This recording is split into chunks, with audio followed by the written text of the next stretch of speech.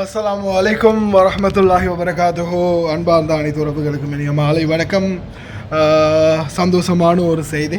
5 நாளைக்கு DJ Donald Trump 5 நாளைக்கு இந்த யுத்தத்தை தற்காலிகமாக நிறுத்தி வைக்குமாறு உத்தரவிட்டிருக்கிறார். அவர்களுடைய இராணுவத்திற்கு ஈரான் மீதான எந்த ஒரு தாக்குதலுமே தற்போதைக்கு நடத்தக்கூடாது, இராணுவ அதிகாரங்கள் எல்லாத்தையுமே இப்போதைக்கு நிறுத்தி வைங்க, நல்லபடியாக, அதாவது சக்ஸஸ்ஃபுல்லாக இந்த மீட்டிங் போயிட்டுருக்குது.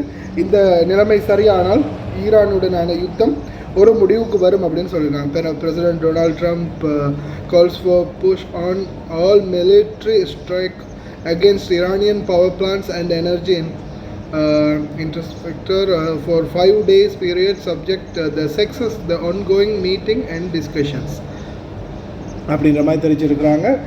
இன்ஷா அல்லாஹ் பொறுத்திருந்து பார்ப்போம். நல்ல நிலைமை வந்தால் எல்லாருக்குமே சந்தோஷம்.